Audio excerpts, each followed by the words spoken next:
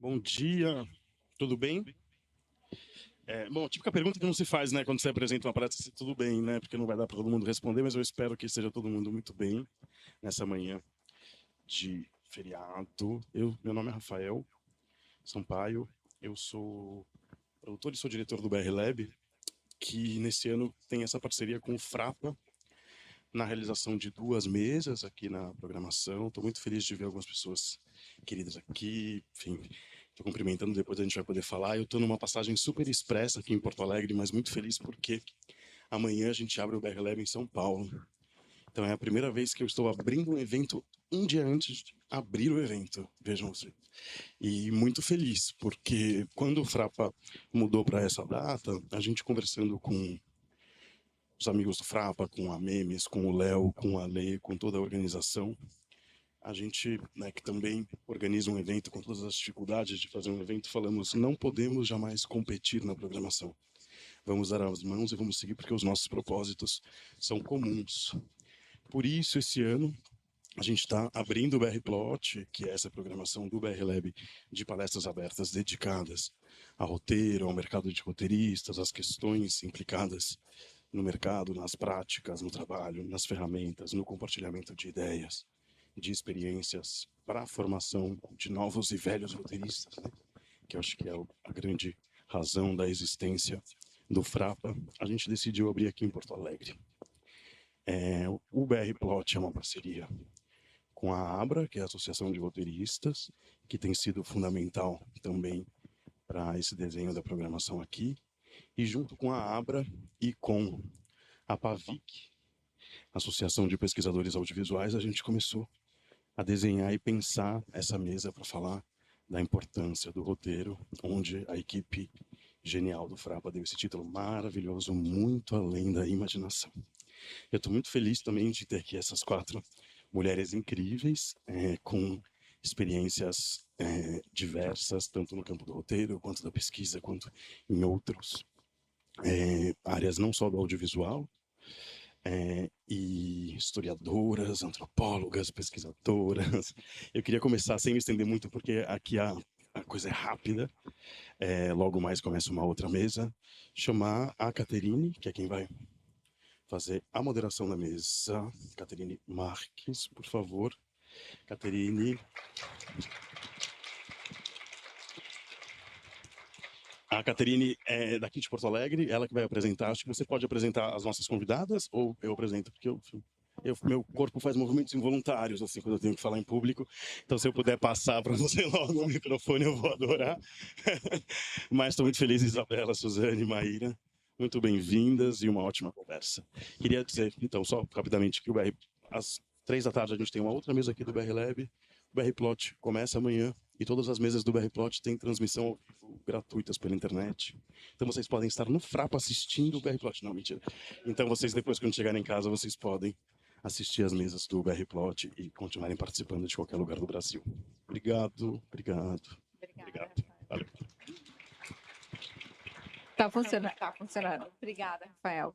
Então, o Rafael já me apresentou, né? Na verdade, eu sou de Pelotas, né? Eu me formei em Pelotas e eu fiz mestrado aqui em Porto Alegre, então sou mais ou menos daqui, mas eu não moro aqui há quase 20 anos, né? Eu estou há 18 anos no Rio, porque eu fiz toda a minha carreira de audiovisual lá, né?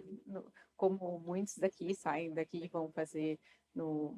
O eixo, né, audiovisual é muito Rio-São Paulo, né? Então, por isso que muitos de nós acabamos lá, né? Então, agora eu vou apresentar as meninas, né? Essas mulheres incríveis. Eu estou muito feliz de estar aqui na Frapa, né? Esse evento que fala de roteiros e com essa mesa que fala de pesquisa, a profissão que eu escolhi, né? Há quase 20 anos eu escolhi ser pesquisadora de audiovisual e eu estou muito feliz de hoje aqui no evento que fala para roteiristas, a gente está representado e falando de um tema sobre pesquisa que é tão importante para o audiovisual, né? Porque sem a pesquisa a gente não tem o embasamento, né? Não tem toda aquela aquela base, né, para poder desenvolver um projeto sólido, né? Então é muito importante a gente estar aqui falando de além da imaginação, a importância da pesquisa, né? No roteiro. Então vou apresentar a Isabela Mota, pesquisadora audiovisual formada em jornalismo e mestre em história. Trabalha desde 2008 com desenvolvimento de conteúdo e pesquisa para projetos documentais e ficcionais. Colaborou na série The Boys from Brazil, Rise of the Bolsonaros, BBC, PSBS. O caso Evandro, Globoplay, e Dom, Amazon, além de ter trabalhado em diversos longas-metragens como Democracia em Vertigem, Netflix, e Belchior, Apenas um Coração Selvagem, no Globoplay. Isabela.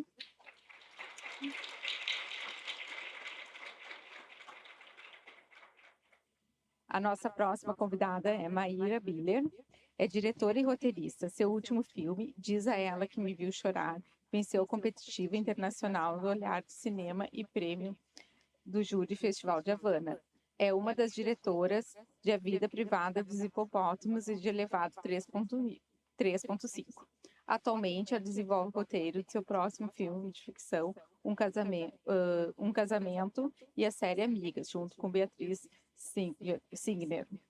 E também ela foi uma das autoras, né, do filme que está em cartaz da Gal, né, do longa. Maíra, por favor. A nossa próxima convidada, também uma pesquisadora incrível, é a Suzane Jardim, formada em História e especialista em questões de raça e criminologia. Suzane atua como pesquisadora de conteúdo para o universo audiovisual brasileiro, foi pesquisadora de A Vida Invisível, premiado longa nacional dirigido por Karim Amunins, de 2019, e, mais recentemente, ela tem realizado pesquisas junto com produtoras como Porta dos Fundos, Mar Filmes, Pródigo e RT Futures. Suzane.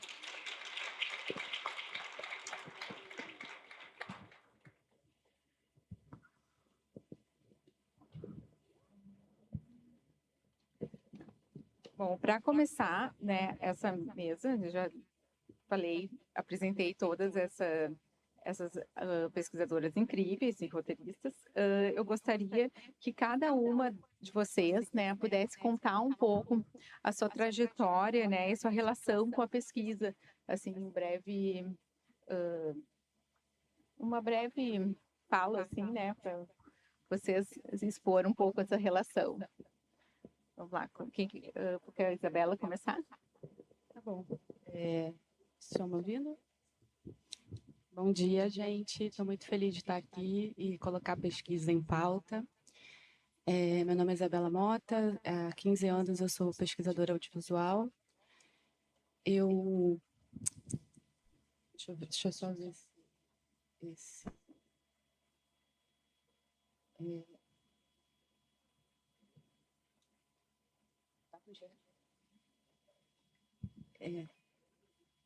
Eu não sei se a gente está atrapalhando, mas também não é tão importante assim. É só para vocês conhecerem alguns trabalhos que eu já fiz.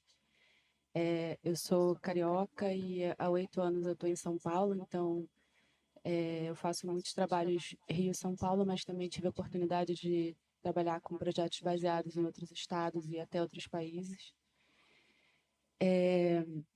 E eu não sei, eu gosto de me apresentar falando como eu encontrei a pesquisa, porque é uma profissão que não tem formação, né?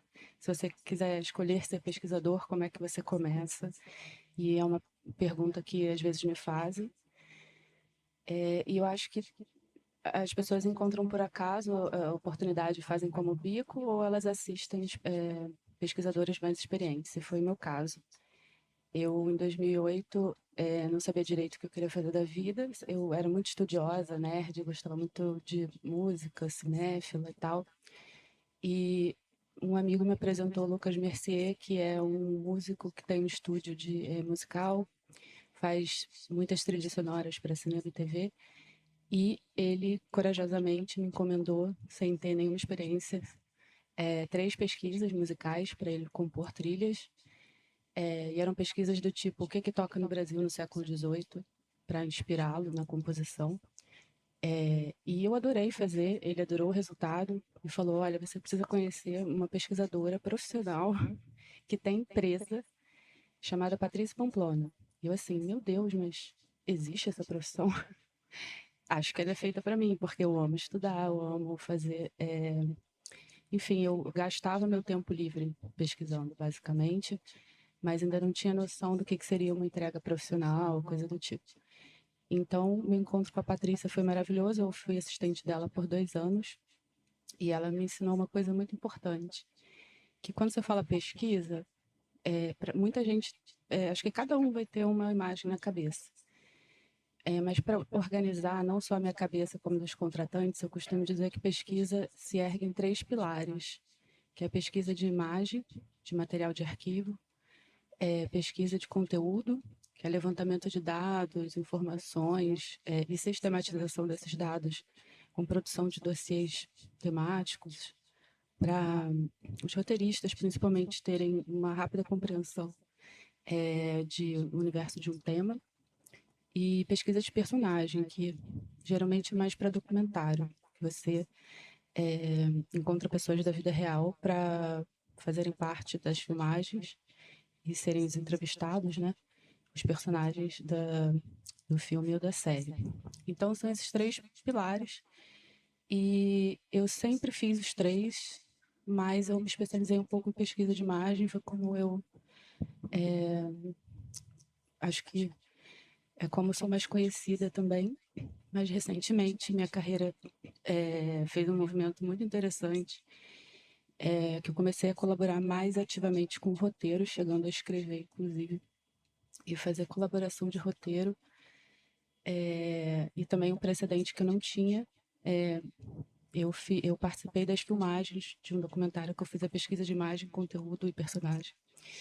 E eu nunca tinha entrado nas filmagens, né?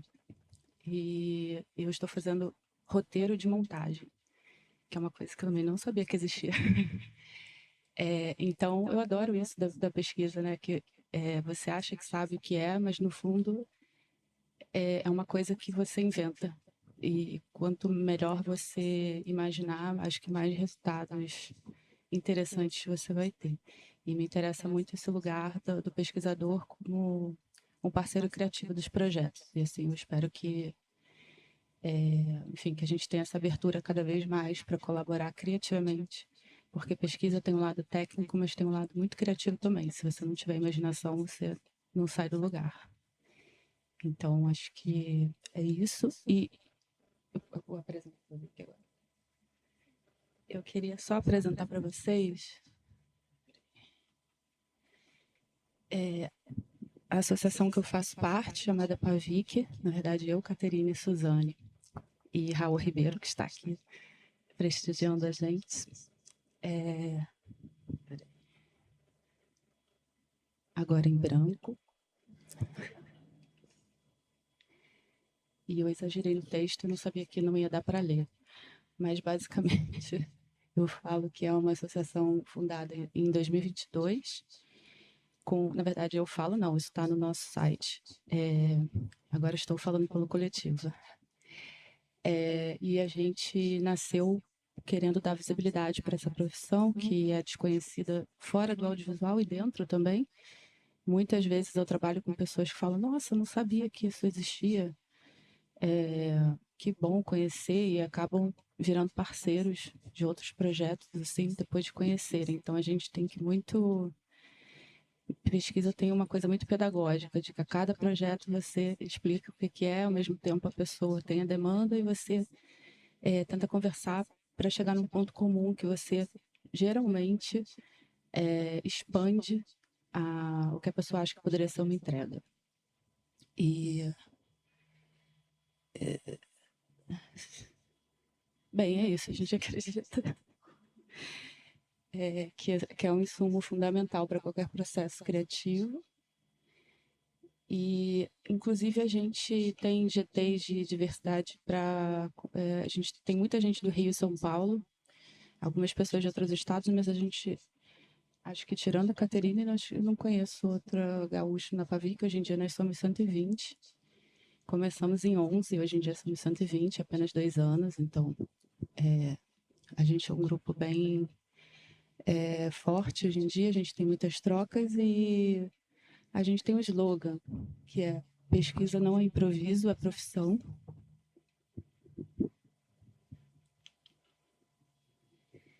E a gente acredita que forma e conteúdo uma não existe sem o outro, né? A pesquisa alimenta o conteúdo e vice-versa. É uma via de mão dupla. Os pesquisadores eles podem estar em qualquer dessas fases, especialmente em colaboração com o roteiro e no desenvolvimento, mas também pode ser nas filmagens, como roteirista de montagem, como eu disse, ou acompanhando os personagens, as entrevistas. E na pós-produção, pesquisa de imagem trabalha muito nessa fase de finalização. E aqui são as nossas redes. No Instagram nós somos Pavic Pesquisadores, lá tem nosso Linktree, com todas as informações, caso tenha alguém pesquisador aqui que queira participar. A gente tem um grupo forte de WhatsApp, cursos, eventos, e basicamente escute bastante esse ofício de pesquisa aqui. É isso, cada um vai desenvolver sua metodologia, seu repertório, e as trocas são fundamentais. E é isso, obrigada.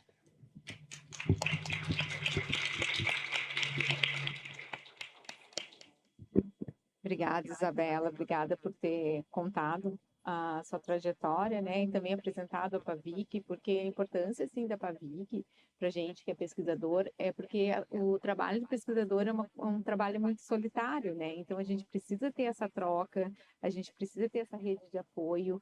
Então, é muito importante a gente ter uma associação como a Pavic que nos dá esse suporte, né? Que nos está apoiando, nos está dando, inclusive, né, a gente poder ter alguém que nos diga quanto a gente deva ganhar, quanto a gente deva batalhar por um piso salarial. Isso é importante para a gente, porque a gente também não sabe. Aí, então, a gente precisa ter essa referência e ter uma instituição que batalhe isso junto com a gente, né? Então, agora eu gostaria muito que a Maíra falasse, né, a sua história e depois, sucessivamente, a Suzane. Obrigada. Bom, obrigada pelo convite. Estou super feliz de estar aqui. E enquanto a Isabela estava falando, eu percebi que eu nunca falei sobre pesquisa. Embora eu seja uma pesquisadora, assim, eu estudei ciências sociais, fiz mestrado em antropologia, fiz trabalho de campo no meu mestrado, e eu comecei a minha vida no cinema em 2006, 2005, mais ou menos, ao mesmo tempo em que eu era assistente de roteiro do filme O Ano em que Meus Pais Saíram de Férias, eu dirigia o meu primeiro documentário, que é o Elevado 3.5.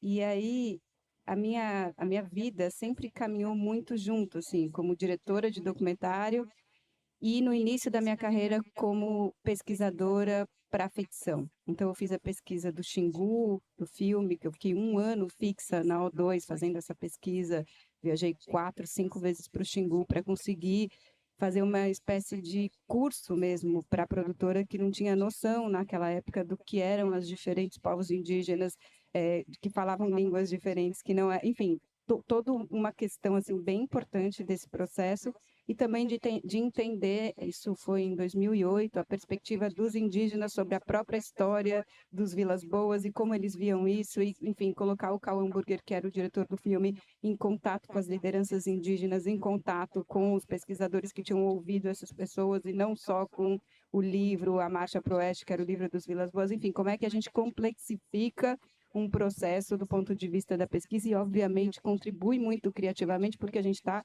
trazendo pontos de vista e reflexões sobre um determinado tema.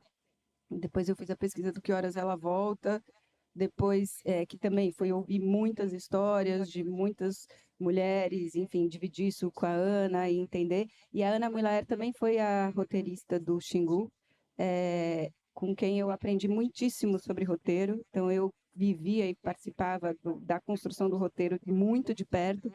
E eu lembro que na época eu pensava, nossa, eu não consigo entender a diferença entre pesquisa e roteiro, porque eu fazia uma pesquisa que era assim, como eu nunca tinha feito pesquisa para cinema, eu fazia pesquisa acadêmica antes disso, eu falei, vou inventar uma pesquisa para esses caras, porque eles não vão entender a pesquisa que eu estou fazendo. E aí eu comecei a inventar, então eu falava assim, núcleos de ação dramática, daí eu punha assim, tipo, 30 histórias que eu achava que davam uma coisa legal no roteiro. Ou sei lá, bons personagens. Aí eu fazia assim, tipo, apresentação só de personagens, assim, possíveis low points, botava tudo que tava. Então eu comecei a fazer inventar um certo tipo de pesquisa e em um determinado momento eu já não sabia mais se eu estava falando a verdade ou se eu estava inventando. E aí começou a minha crise nesse lugar de pesquisadora, porque daí eu comecei a ir demais para o roteiro. E aí eu lembro que no final do processo, quando eu li, enfim, o primeiro tratamento que a Ana fez, que não foi o tratamento que foi filmado e que era super bonito, super lindo, eu falei, entendi a diferença. Realmente eu não sou roteirista, sou pesquisadora, é um outro lugar, né? Mas estou muito perto desse processo criativo. E para mim, até hoje, como diretora, como roteirista e como pesquisadora, a pesquisa é um processo criativo. Assim, ela está nesse lugar para mim. Eu não sei criar sem pesquisa. Então, hoje eu não faço pesquisa para outros projetos, eu só faço pesquisa para os projetos que eu escrevo ou que eu dirijo, mas ela é assim, muito essencial para mim. E aí tem um outro elemento super importante assim de ser pensado nesse lugar, que é a ética, né? Como é que a gente trabalha a questão ética daquilo que a gente ouve, daquilo que a gente passa, de quem são nossos parceiros e qual é o cálculo ético que a gente faz, porque a maioria dos pesquisadores, eu sou basicamente nessa estrutura, eu sou uma pesquisadora de documentos e sou também muito uma pesquisadora de campo. E nessa estrutura, a gente acaba, e porque eu sou formada também em antropologia, enfim sou formada para entender as pessoas, tentar entender a lógica do outro de alguma maneira, ou tanto quanto eu posso, né? Porque obviamente há um limite para isso. As pessoas acabam me contando muita coisa e se abrindo muito assim nos processos.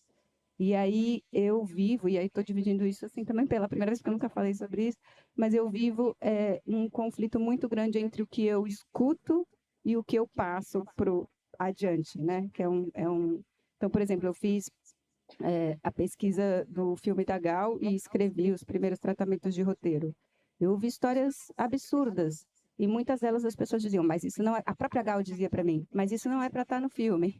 Mas isso não é para estar no filme. Mas isso não é para estar no filme. Assim, quem tem consciência do que está dizendo, que as figuras públicas, a maioria delas sabe o que é e o que não é para estar no filme. Mas as figuras que não são públicas não necessariamente sabem o que é e o alcance daquilo que ela está te dizendo, que é algo que tem muito no documentário também, né? Que é como é que você trabalha a questão ética quando você escuta alguém.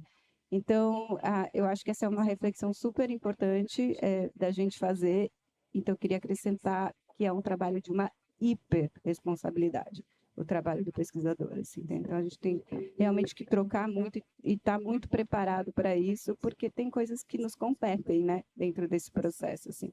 E é quase como, enfim, nasce direito ou não nasce direito, né, o projeto. Assim. Então, enfim, falei um pouquinho, assim, tenho várias outras histórias para contar.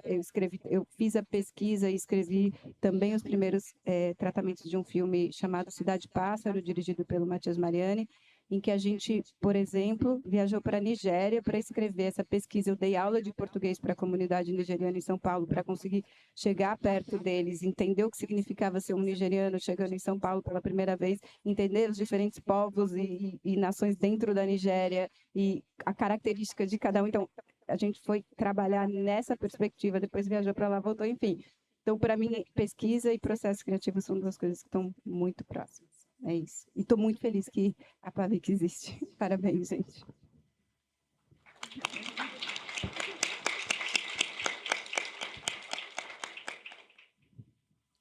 Agora sou eu, não é mesmo? Eu estava ouvindo vocês e tudo mais, e pensando nas proximidades, né, de trajetórias e tudo, mas, na verdade, eu sou uma grande fodida, viu, gente? Então, eu vou falar, assim, direto, porque a pergunta foi, como é que vocês começaram, como é que foi a trajetória?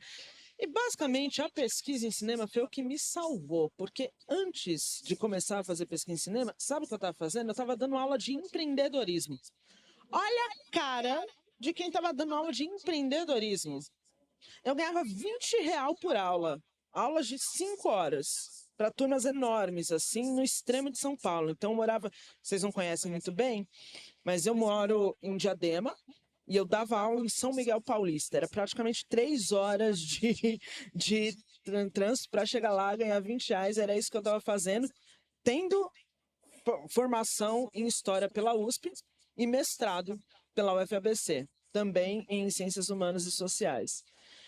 Eu estava fazendo isso e, primeiro, porque eu gosto de dar aula, tá? Então, para mim, era um desafio. Ah, é empreendedorismo? Eu acho que empreendedor nem é gente. Vamos ver se eu consigo fazer algo bom. Não, era um desafio. Eu falei, eu odeio empreendedor. Será que eu consigo dar uma aula? Será que eu consigo fingir a esse ponto? E, curiosamente, eu descobri que, pô, cara, que é isso? A gente odeia empreendedor da Berrini, da Faria Lima, dos grandes centros, porque para quem eu estava dando aula, todas eram empreendedoras, eram moças que tinham barraquinha de cachorro-quente, que vendiam acarajé.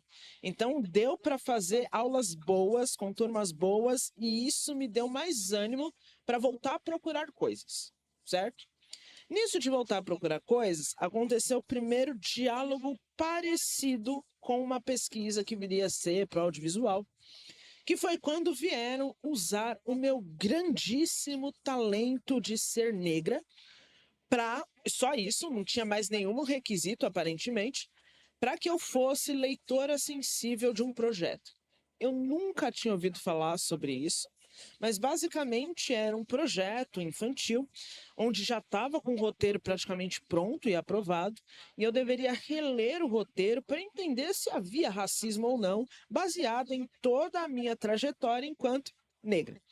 Eu falei, gente, eu não sei se vocês sabem, eu também sou formada, especializada em que. Ah, não, nem precisa. Aí eu falei, ah, tá, ok. Mas o ponto era que foi incrível, porque era um trabalho infantil. E graças ao meu trabalho eu consegui derrubar tudo. Isso nunca vai ser produzido. Gente, desculpa. Um dos episódios era sobre como a menininha negra ia no mercado e aí ela roubava uma coisa no mercado porque ela. Aí eu falei, pera, gente, tá tudo errado. Era disso pra baixo, sabe? Assim. E claro, não é um racismo direto, mas enfim. Tendo feito esse trabalho, obviamente os roteiristas e responsáveis me odiaram, mas outras pessoas gostaram muito no sentido de sinceridade e responsabilidade, de ética, né? Porque eu poderia dizer, não, eu vou aprovar tudo já que eu estou sem emprego, para garantir uma outra coisa, mas assim, tem uma certa lógica aí que é ética mesmo. E é muito curioso, porque eu estou brincando de ser fodida, de ser negra e tudo mais, mas isso não está desassociado do trabalho de pesquisa e como eu iniciei. Porque a minha primeira pesquisa para cinema mesmo, ela veio porque existia um homem trans negro na equipe. Um homem trans negro que acompanhava o meu trabalho de historiadora e de especialista em relações sociais, sabia o que eu fazia por uma proximidade de temas, de interesses, e ele ouviu nos corredores, nossa, a gente precisa muito de uma historiadora para pesquisar sobre isso. E ele pensou, pera, oi? Saca? E aí, naquele instante, por ter uma pessoa ali que era diferente do padrão cinema, do padrão audiovisual, essa pessoa pôde me indicar. E aí eu fui lá fazer o meu primeiro trabalho como pesquisadora.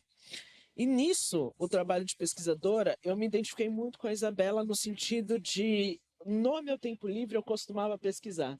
Aquela coisa de, ai, não tô fazendo nada, né? O que será que se comia em 1318 na Suécia? Sabe, assim, é sério, não tô brincando. Às vezes eu tô parada assim, tipo, poxa, machixe, né? O ritmo, de onde vem esse nome? Aí eu ficava lá, eu gosto de fazer isso, é uma coisa gostosa. Mas, de fato, quando você pensa em pesquisa audiovisual, eu tinha, claro, um conhecimento em pesquisa acadêmica. Só que a pesquisa acadêmica, primeiro que, ao meu ver e na minha experiência, ela é muito pessoal. a minha pesquisa acadêmica, o que eu quero com essa pesquisa, quais são os meus pontos, e ela é muito profunda.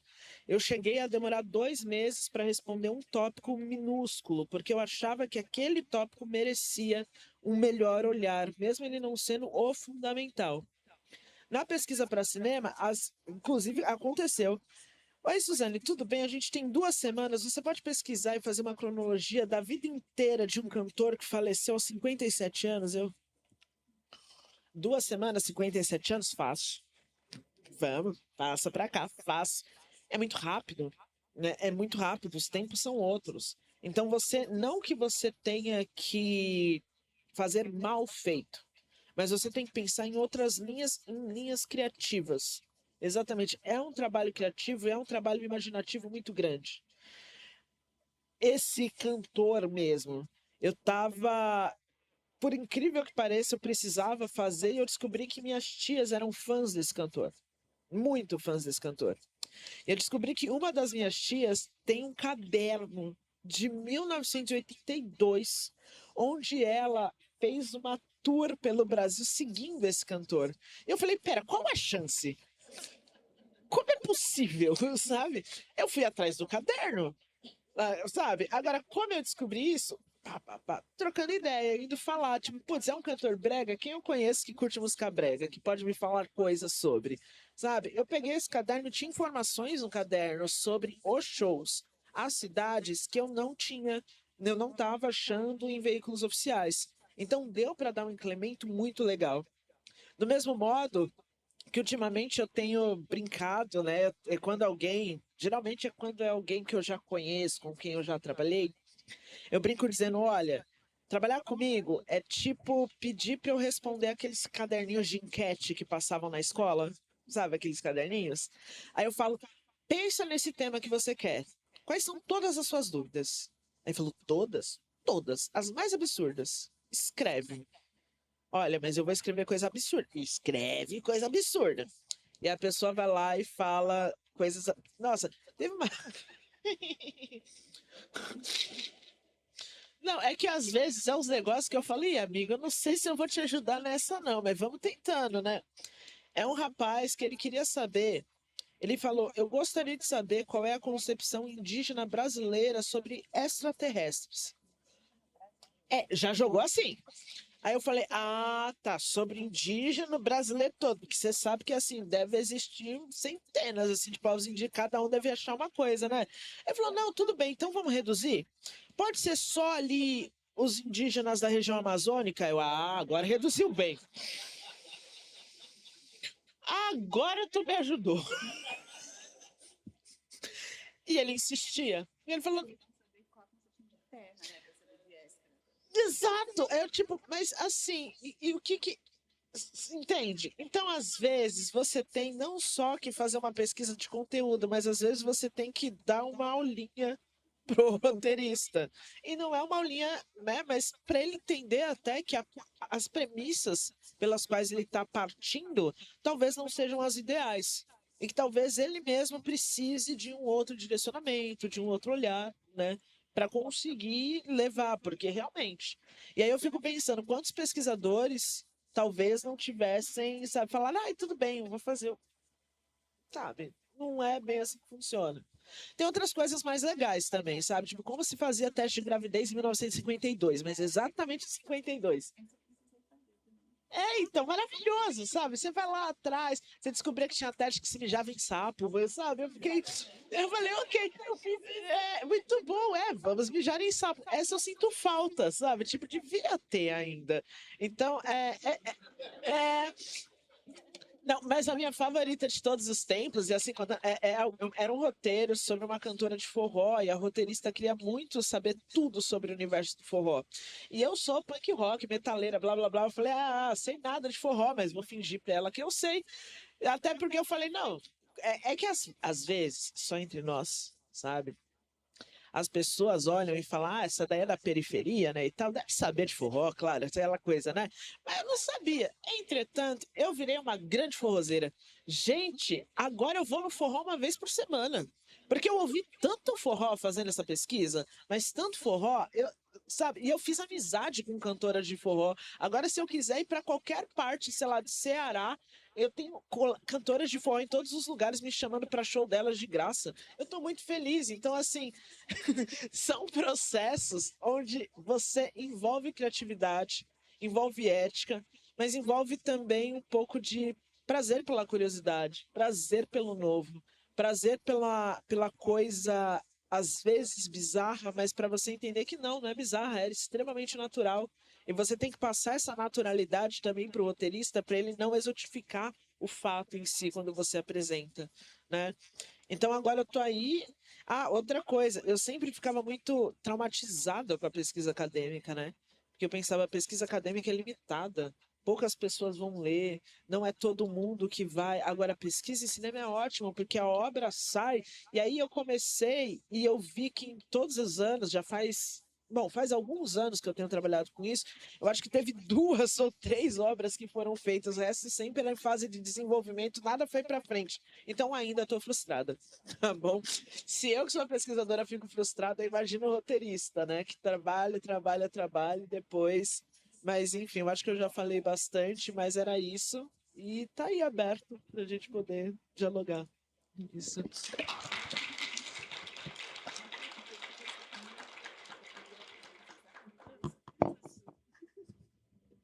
Ah, muito legal.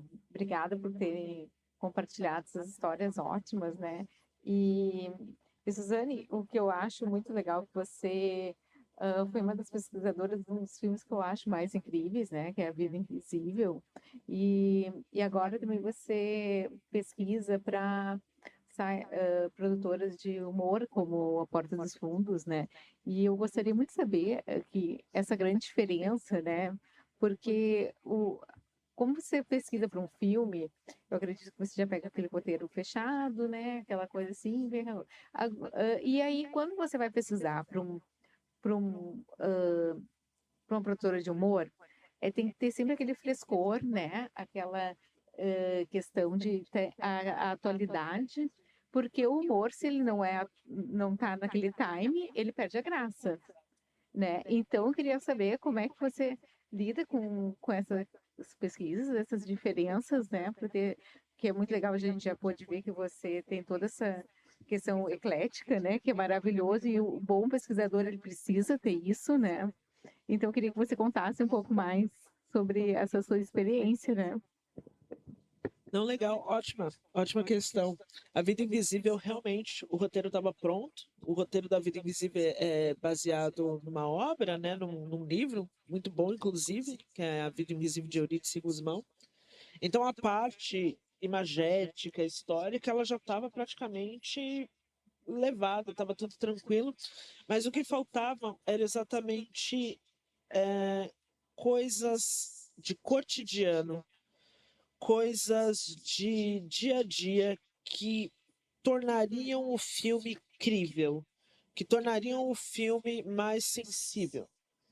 Então, por exemplo, tem uma cena onde a Eurídice ela vai até o ginecologista, né? Até o médico, na verdade. E é onde ela descobre que está grávida.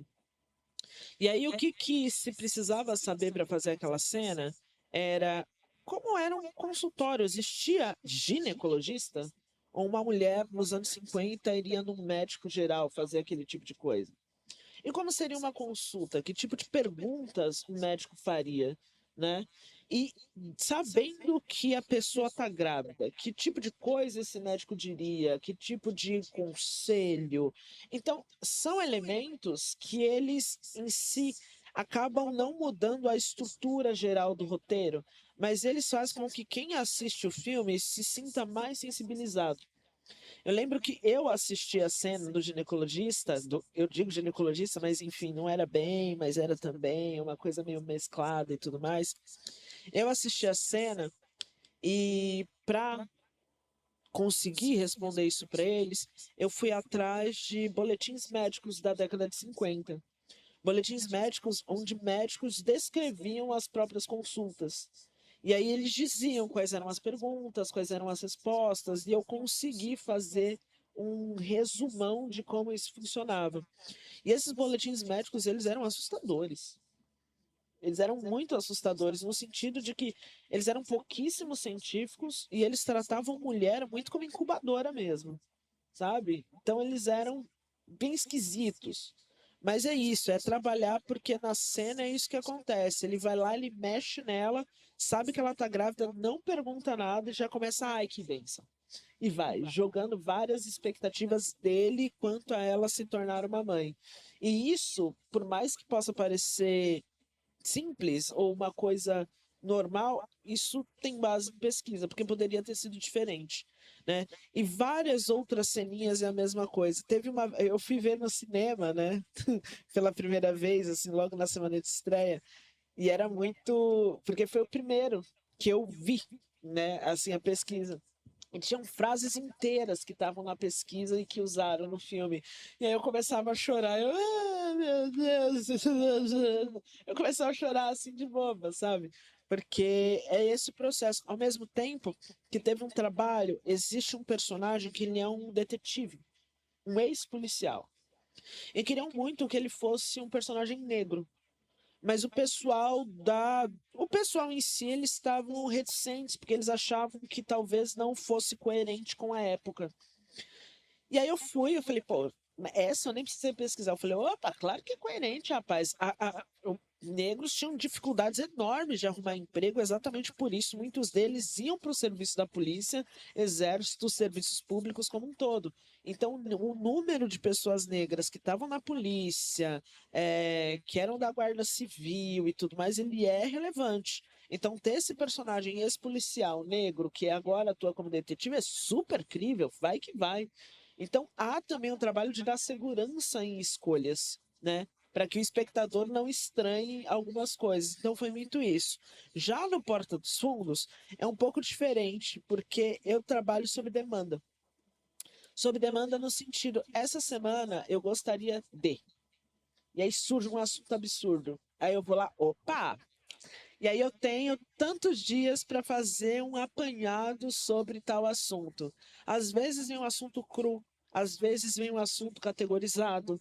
E aí, colega, é trabalho, e vai, né? Ao mesmo tempo que o Porta dos Fundos, eles trabalham em duas frentes. Eles têm os vídeos, né, corriqueiros que eles lançam, mas eles também têm as séries.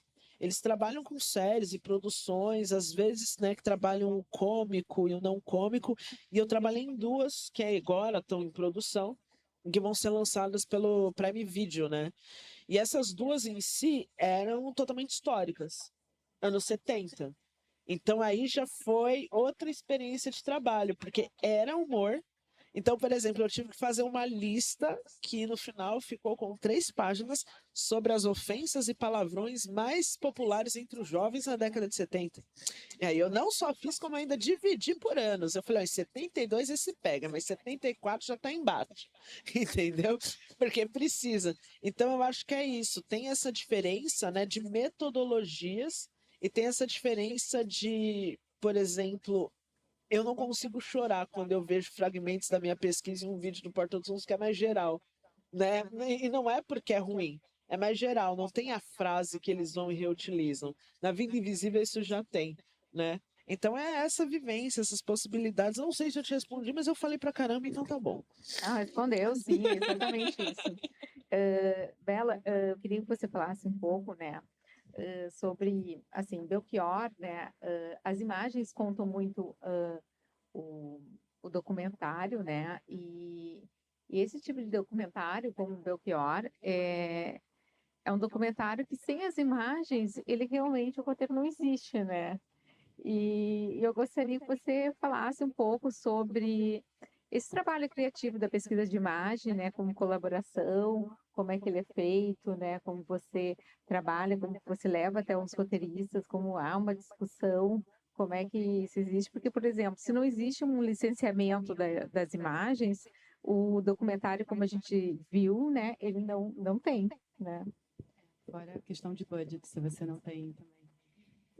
Mas o caso do Belchior, ele é interessante porque foi um projeto que começou quando ele estava vivo ainda. Então, era uma outra ideia de filme que existia. E aí os diretores, a Nath Dias e o Camilo Cavalcante, com a morte dele, pensaram, e agora o que a gente vai fazer? E eles aventaram a possibilidade de ser um filme só de imagem de arquivo, narrado em primeira pessoa, por ele mesmo. Mas pensaram, será que dá para fazer isso? E foi aí que eu entrei. E é engraçado que o roteiro era colaborativo e cheio de links, assim. Então, eles já tinham feito uma pré-pesquisa de internet, que é tipo o pavor do pesquisador de imagem. Porque eles pegam assim, trechos de documentário que, enfim, vocês sabem melhor, né? Que não necessariamente o autor usa as imagens no documentário, você pode usar imagens de terceiros, é o mais comum, inclusive. Então, teve um trabalho de burilar assim, áudios e também muitas entrevistas para entender se ele contava a história do início ao fim, enfim, ver se dava realmente para fazer essa segunda ideia de filme. E a gente foi percebendo que dava, e foi se surpreendendo, assim, que a gente encontrou muita coisa. Esse projeto, ele tinha uma verba limitada, assim, e a gente passou por muitas dificuldades, foi na pandemia. Então, a montagem foi remota, porque assim, o roteiro, a montagem foi muito louco, assim, foi ao mesmo tempo as coisas, porque como era imagem de arquivo, você dependia da imagem de arquivo para poder dizer que aquilo estaria no roteiro, vamos dizer assim. E na pandemia estava tudo fechado, eu tive que consultar muitos amigos, familiares do Belchior, que já tem uma certa idade, então havia preocupação de não expor essas pessoas a perigo. E foi uma pesquisa que eu adorei fazer. Eu fui na casa do Jorge Melo, que é um dos principais parceiros do Belchior. Ele tem um acervo incrível na casa dele. Ele me mostrou músicas inéditas em vinil, que ele falou que ficava com muita sobra, né? Em cada disco que gravava tinha algumas que não entravam, e inclusive ele me mostrou uma que o Belchior fez para a mãe, que eu fiquei assim emocionadérrima. Eu falei, gente, essa música é super lançável, mas ele falou, mas você sabe, tem a questão dos direitos e ele tem 4 filhos, enfim. Mas foi muito especial fazer, mas é um projeto assim que tinha realmente uma verba que limitou um pouco. Por exemplo, a gente queria telecinar coisas, enfim, não teve essa possibilidade, mas ao mesmo tempo a gente conseguiu a primeira aparição dele na TV, na TV Tupi, e não sei, assim, acho que é um filme feito por fãs de Belchior, para fãs de Belchior, e foi muito legal a repercussão, porque foi um projeto diferente nesse sentido de que roteiro, montagem e pesquisa andaram o tempo todo juntos e se provocando, né?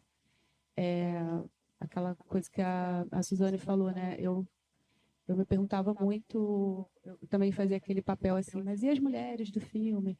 E as pessoas, assim, pô, quando mostrar nas imagens, a gente pode trazer o que é o Brasil para não ficar só também uma ideia de um homem branco no seu meio restrito, assim. Então, foi isso, assim, foi bacana de fazer e foi simultâneo. Maíra, você geralmente faz as pesquisas dos seus filmes, né? E eu estava vendo que no Diz a Ela que me viu chorar, você, nos créditos, você contou com 2 pesquisadoras, né? E, e aí, como é que foi essa colaboração, assim? Ou você fez as entrevistas de todos os personagens? Como é que foi O esse Diz trabalho? a Ela que me viu chorar, as pesquisadoras estavam bem no início, assim. Eu estava, o meu projeto de documentário era assim, uma pesquisa em busca de um filme. Chamava assim mesmo. Eu queria investigar o que era o crack, como as pessoas usavam, o que isso significava, e eu tinha como ponto de partida uma desconfiança tremenda da imagem do crack na mídia. Então, essa associação entre o usuário de crack e os zumbis, desumanização dessas pessoas. Então, eu partia desse lugar para dizer, bom, mas isso certamente não é. Qualquer narrativa que coloca o outro de alguma maneira como selvagem é uma narrativa colonial e bizarra. Então, por onde eu vou? E aí elas fizeram um levantamento, uma pesquisa sobre isso, e eu peguei um pouco dessa bibliografia. Mas, além disso, eu comecei essa pesquisa em 2014, foi uma pesquisa de campo, eu fiquei 1 ano caminhando pela região chamada Cracolândia, em São Paulo, fazendo amigos, fazendo vínculos, entrando nos hotéis, conhecendo pessoas, e depois disso, aí sim, eu fiz um trabalho de ficar 6 meses dentro de um hotel com uma equipe de filmagem. Eu não fiz... Bom, a gente até fez entrevistas, mas no filme não tem nenhuma. É um filme que acompanha a vida das pessoas. E aí, o próprio filme era uma pesquisa, porque sobre o que é o filme, afinal de contas, né? O que as pessoas decidem dividir comigo? Como é que as pessoas se relacionam com a câmera? Quem me convida para entrar? E aí, todo o filme era sobre, afinal de contas, sobre o que é esse filme, o que as pessoas querem dividir comigo. E aí é um filme, no final das contas, é um filme sobre amor, que é o que as pessoas queriam dividir comigo. As suas histórias de amor, as suas histórias de vínculo, as suas histórias de vida. De vida não no sentido cronológico da vida, porque inclusive a pergunta sobre passado ou futuro não fazia nenhum sentido, era um filme sobre o presente, mas era sobre as relações de amor no presente. Então, foi... Então, assim, eu não consigo separar a pesquisa da direção ou do roteiro no meu trabalho. O meu trabalho é sempre pesquisa, é até o fim pesquisa, né? Estou fazendo um trabalho agora que é um projeto sobre uma história, que é uma longa ficção que eu escrevo e dirijo, que é a história de uma mulher indígena que casou com um homem branco em 1952. E a história desse casamento foi publicada na revista Cruzeiro e virou uma espécie de um folhetim sobre o mito da miscigenação e a falácia do amor romântico, como esse formato de história. E aí, para fazer a pesquisa desse filme, eu fui para o Xingu, porque a Jacuí, que é essa personagem, ela era Calapalo, e aí eu formei, junto com os Calapalo, uma equipe de pesquisa. E aí a gente fez uma grande reunião com toda a comunidade, na qual as lideranças e os jovens, todo mundo da comunidade, decidiu, escolheu quem ia fazer parte dessa equipe de pesquisa. A gente formou uma equipe de pesquisa de 12 pessoas, e entre essa equipe a gente decidiu quem eram os velhos que seriam entrevistados e que teriam condições de contar essa história para a gente, porque são os Aquinhaotos, que são os donos da história em Calapalo. E aí os próprios jovens foram entrevistar seus avós, e aí no meio disso eu fiz uma oficina de documentário, e junto com eles fizeram um documentário sobre a história deles, que é deles. Então, para mim, é muito importante que no filme essas pessoas estejam não só na equipe criativa e não só como aprendendo a fazer cinema, porque nesse caso, nos Calapalo, o vídeo nas aldeias não chegou, então eles ainda não sabem, então tem um processo de formação acontecendo junto com o meu filme, no qual eles se tornam pesquisadores da própria história e realizadores dos próprios filmes. E a pessoa que está escrevendo esse filme comigo é o Gissé Calapalo, que é um roteirista Calapalo que está trabalhando comigo. Então, eu acho que a pesquisa ela é um processo assim que ela pode ser pensada de muitas formas, inclusive dessa maneira que é convidar as pessoas que são parte dessa realidade que a gente está querendo transformar em filme para fazer parte como parceiros criativos, assim. Então, enfim. E outra coisa, na vida do Secreto dos Hipopótamos, né, eu fiquei com uma curiosidade, porque eu fiquei, né, assim, querendo saber se aquele personagem você descobriu na pesquisa ou se você conheceu ele e ele gerou um documentário. Essa história é muito boa. A gente estava fazendo um filme sobre presos estrangeiros no Brasil. Existe uma prisão em Itaí, no interior de São Paulo, que só tem presos estrangeiros. E aí, quando a gente estava fazendo, na verdade, a pesquisa para escrever aquele filme sobre os nigerianos, especialmente os Ibos, que migravam para o Brasil, a gente descobriu que essa prisão existia. E eu falei, Matias, a gente tem que fazer um filme sobre esse lugar, vamos lá conhecer, devem ter muitas histórias. Aí a gente foi, filmar um documentário nessa prisão. E aí a gente fazia reuniões, a gente passou alguns filmes nossos, a gente passou o Elevado na prisão para todo mundo e falou, olha, a gente quer fazer um filme, um documentário, quem quiser fazer parte, se inscreve que a gente vai conversar. Daí muita gente se inscreveu e aí a gente teve que fazer a seleção dos personagens. Foi muito difícil porque tinham rodas, assim, de, sei lá, 30 pessoas e aí as pessoas diziam, tinham, sei lá, 5 minutos para contar a sua história e a gente tinha que escolher naqueles 5 minutos porque era assim que a administração da prisão nos disponibilizou acesso. E aí as pessoas iam contando essas histórias. E aí, entre essas histórias, tinha um cara que levantou a mão e falou, eu tenho uma história para contar, mas eu preciso de 12 horas. Aí a gente... Ok. E aí, a gente vai ou não vai ouvir a história desse cara? Daí a gente ficou nessa dúvida, entrevistando as outras pessoas, tal. Aí no final a gente não aguentou e falou, beleza, vamos ouvir essas 12 horas de história. E de fato ele tinha 12 horas de história e ele não cabia dentro do nosso outro filme. Então a gente fez um filme que se chama Ela Sonhou Que Eu Morri, que são 8 histórias de 8 personagens. E depois a gente fez A Vida Privada dos Hipopótamos, que é só a história do Chris, que é esse personagem da vida privada. O que eu acho sensacional, que você fica vendo, né, e não consegue parar, né, porque a história dele é tão intrigante, a história dele é tão intrigante que você fica querendo saber mais, né, e não consegue, né. De detetive mesmo, né? Para mim, eu amo pesquisa por isso, porque você fica, assim, obcecado, né? Totalmente obcecado para descobrir essa história. E no caso dele, ele tinha essa história de que ele se apaixonou, ele era um geek nos Estados Unidos, escrevia um blog e um dia ele resolveu escrever sobre os hipopótamos do Pablo Escobar. E aí ele resolveu viajar para a Colômbia, e ele viajou, e quando ele chegou na Colômbia, ele se apaixonou pela primeira mulher que ele encontrou, que era a mulher mais linda do mundo, e que era um pouco esquisita. Por exemplo, ela tinha 2 celulares. E aí a história começa assim, e ele vai se envolvendo com essa mulher profundamente, e você entra na história dele, né? E aí, em um determinado momento da história, ele falou, eu tenho essa história no meu HD, que está lá nos Estados Unidos, em Olímpia.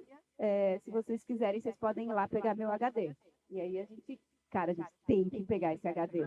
A gente precisa desse HD. Só que o cara tá preso no Brasil. Como é que a gente vai fazer para ele? Aí ele falou, quem tá cuidando são os meus amigos, todos geeks, em Olímpia. Aí ele escreveu uma carta cifrada com o nome dele no RPG, que eu esqueci qual é, do personagem dele, assinou como personagem dele do RPG, deu essa carta pra gente, e a gente foi para os Estados Unidos, chegou, falou, olha, nós somos brasileiros, a gente está aqui, a gente está atrás desse cara, dessa história, e ele deu essa carta pra gente. A hora que o cara leu, falou, não, tudo bem, beleza, você pode olhar o HD.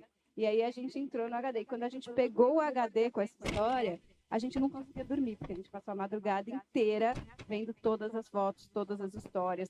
Aí, pronto, era a história de amor e obsessão de um estadunidense por uma colombiana, com tudo que vocês podem imaginar que contém essa história. Então, tinha a questão ética, o que a gente faz com essa personagem feminina que está aqui, entrevista essa mulher, queremos saber o ponto de vista dela, não queremos, vamos para a Colômbia, não vamos para a Colômbia, enfim, 1000 questões. E aí a gente transformou essa personagem numa espécie de Capitu, que a gente não vê no filme, a gente nunca vê a imagem dela no filme, e ela vira uma projeção dele, mesmo, assumidamente uma projeção dele. E é uma decisão ética também, porque a gente poderia ter ido para o outro lado, enfim. Então, são essas questões. E nessa mesma, bem rápida essa história, nessa mesma viagem, a gente resolveu ir atrás da história de uma outra pessoa, que era uma personagem que era a maior traficante de cocaína peruana nos anos 70, da Bolívia para os Estados Unidos. Ela conhecia Hollywood inteira, ela ia na piscina com Julio Iglesias, ela era fantástica. E a gente falou, cara, a gente precisa contar a história dessa mulher, vamos para o Peru. Aí a gente conseguiu falar com a filha dela, que era gerente do Pizza Hut. E a gente falou, cara, a gente precisa achar essa pessoa, a gente tem que conversar com ela, tal, chegamos em Lima, marcamos num France Café de lá, sei lá, um café, e a mulher não apareceu. E aí, assim, a gente ficou muito mal, assim, tipo, o que a gente faz agora? Nossa personagem não quer falar com a gente. E aí a gente entrou numa pira de ir atrás dessa mulher, mas numa pira mesmo, assim. E a gente foi em todos os Pizza Huts de Lima, basicamente. E aí a gente se percebeu totalmente obcecado por essa história. Aí vem a questão da ética também. Basicamente, a mulher estava com muito medo da gente, entendeu? E aí, bom, a gente não achou. Aí a gente lembrou do nome da cidade do ex-marido dessa pessoa que estava presa no Brasil. A gente pegou uma van, viajou 12 horas. E só quando a gente chegou no meio do deserto de Ica, no Peru, que a gente pensou, cara, e se o cara for um super traficante? A gente está aqui no meio do deserto atrás dele. Mas, enfim, o cara era super legal. Não vou dizer o que ele fazia, recebeu a gente super bem e foi ótimo. E a gente voltou com essa história, entendeu? E refletindo muito sobre até onde vai a nossa obsessão, né? E como isso é sobre cinema.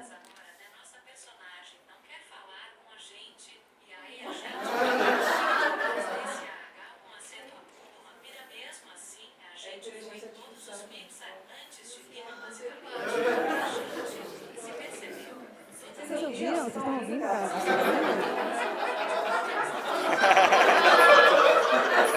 Então é isso, gente.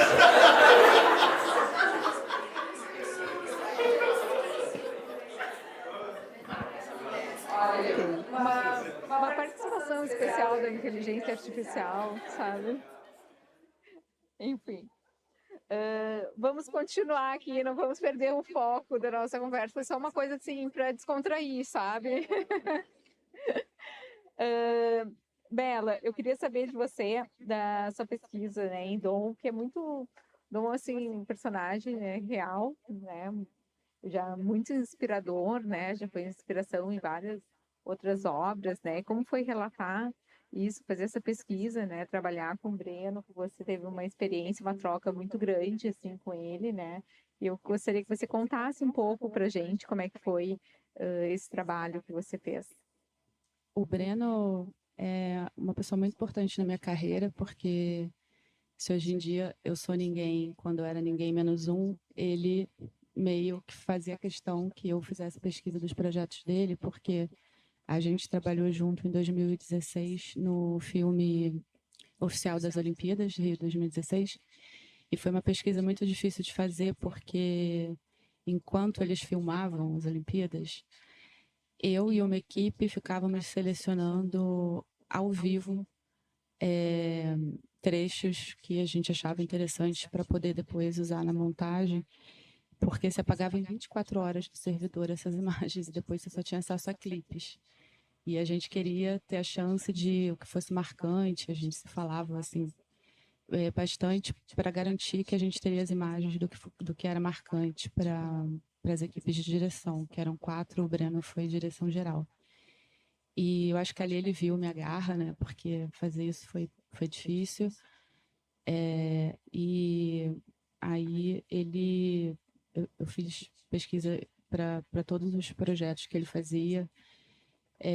E o Dom é uma pesquisa mais pontual de imagem, que na verdade, nesses casos, que também é do Magnífica 70, que eu fiz a temporada 2 e 3, eu me sinto guardiã do roteiro, porque os roteiristas imaginam coisas de imagem de arquivo que eu preciso encontrar algo que seja próximo ou uma sugestão que seja melhor até, né? Então, por exemplo, na segunda temporada do Dom, tinha uma indicação assim, imagens de ditadura. Aí eu pensei assim, mas como assim? Seriam propagandas institucionais da ditadura? Seria imagem de, sei lá, policiais dando porrada em estudantes? Que, assim, eu tive muito que entender o que a gente queria com aquelas imagens e, ao mesmo tempo, foi bem curioso porque esses projetos de ficção eu costumo ficar num longo período de forma intermitente. Então eu entro geralmente quando o roteiro foi finalizado e está para filmar, porque as imagens de arquivo podem inspirar também nas filmagens. No caso, era uma pesquisa sobre Transamazônica. Então, por exemplo, eu fiz uma pesquisa lá que eu mostrei que tinha o hidroavião. Eles ficaram obcecados com o hidroavião, aí arranjaram o hidroavião, botaram no After Effects também para poder ser uma cena com aquele avião clássico, né, que pousa na água. E, ao mesmo tempo, tinha umas indicações muito loucas, do tipo, um fusquinha perseguido por policiais nos anos 70, em Copacabana. Na verdade, em 75 ou 7, eram muito específicas as indicações, sabe? Eu falei, caraca, como é que eu vou achar uma perseguição, um fusquinha? E o pior que eu achei, só que o fusquinha era da cor errada. Então, no After Effects, era um fusquinha branco que se transformou em alguma cor, assim. Mas esse tipo de trabalho eu acho que é um pouco assim, você tentar manter ao máximo da ideia original dos criadores, né? Ela não é tanto assim. Eu sempre tenho projetos que eu influencio bem mais, como, por exemplo, esses todos feitos de imagem de arquivo, que aí você realmente pode usar mais do seu. Assim, e o Breno, ele tem ele tinha uma coisa que ele gostava de imagem de arquivo que não parecesse imagem de arquivo, ou seja, que fosse uma película que fosse muito bem preservada para você telecinar para o 4K, e no olho do leigo, assim, você quase não entender se é imagem de arquivo ou não. Então, por exemplo, ele ficou muito feliz quando ele me falou com um amigo dele, perguntou como é que ele tinha filmado o aterro do Flamengo, com um ônibus que parecia muito um ônibus que ele pegava nos anos 70. E ele falou, isso é imagem de arquivo. E o cara não acreditou, porque realmente é inacreditável, né? No Brasil a gente preserva muito mal os nossos filmes. Então são raríssimos os acervos que você pode contar. Então ele tinha essa peculiaridade de me provocar a pesquisar as películas mais bem preservadas do país, para poder... são imagens mais de transição, de ambiência, assim, mas que dão um tom legal para a série, né? E Magnífica 70 também é bem parecido o tipo de pesquisa. Ótimo, obrigada. E, assim, aproveitando, né, que a inteligência artificial entrou aqui para casa na nossa conversa, né, uma coisa que me perguntam muito, né, os alunos que às vezes eu dou aula de pesquisa, é sobre a inteligência artificial, né, se vai tomar o nosso lugar de pesquisador e tal, né. E uma coisa que eu costumo muito falar é que o bom pesquisador, né, ele não vai perder o lugar, porque a gente tem que ser a gente vai além da pesquisa, a gente entrega uma pesquisa criativa que contribua com o roteiro, né, como é o caso essa da Isabela, o caso que a Suzane levou, bom, a Maíra é surreal, né, que além de escrever, ela pesquisa, ela faz todo o serviço, né, então eu gostaria que vocês falassem um pouco dessa pesquisa criativa, colaborativa, né? Que desses alguns exemplos que vocês têm, falassem um pouco mais sobre isso. Suzane, a gente já fez um projeto juntas, né? Já, pois é. Então, Porque eu geralmente não trabalho com pesquisa de imagem, mas eu trabalho com conteúdo. Então eu e a Isa, a gente fez esse projeto junto, onde ela entrou com o processo de arquivo e eu entrei com a pesquisa em si, e eu também mexi no roteiro, né? Também era co-roteirista. Chiquei. e apresentadora do... E apresentar. Eu sou multiuso demais, gente. Oh, meu Deus. E fui apresentadora do negócio. Verdade. Você quer falar um pouquinho ou à vontade? Não, é que, assim, é um pouco comum às vezes, quer dizer, é um pouco comum às vezes, foi difícil.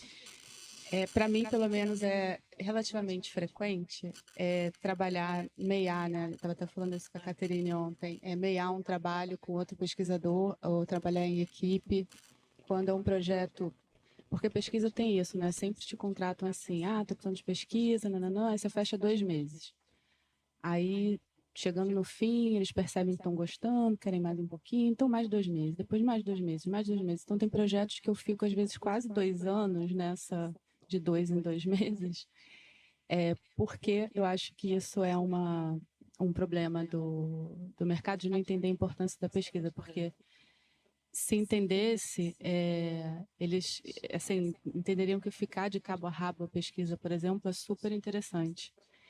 Porque a pesquisa ela pode fundar um projeto, por exemplo, você tem uma ideia vaga que você quer fazer, enfim, uma série, um filme de determinado assunto, só que você não domina esse assunto. Aí você chama o pesquisador que vai abrir várias frentes de pesquisa. Eu penso um pouco assim, é como se fosse um escultor quando faz uma obra e ele fica olhando de vários ângulos, assim. A pesquisa vai te trazer múltiplas perspectivas para você entender qual seria a sua abordagem, por exemplo. Então, para você fazer o seu projeto, pode ser interessante. Ou quando você está no desenvolvimento também, e você tem acesso a um pesquisador que o tempo todo vai estar te respondendo sobre potencialidade daquela narrativa, ou se o personagem devia fazer isso ou aquilo. A praxe, em termos de roteiro, é a gente sempre comentar, criticar, fazer notas, correções. Às vezes participamos da sala de roteiro como essa pessoa, assim, um pouco guardiã da realidade, que vai trazer experiências reais para inspirar a criação, né? Afinal, não tem nada mais inspirador do que a realidade. E é isso, nesse projeto que eu e Suzane fizemos, era um projeto histórico, né? Sobre mulheres na luta pela independência. E eu adorei, assim, conhecer a sua versatilidade. Porque é isso, Suzane estava no roteiro e apresenta os episódios, são 5 episódios, né? E vai estrear brevemente. E eu adoro trabalhar com outros pesquisadores, porque é aí que você conhece outros métodos, outras formas de trabalhar.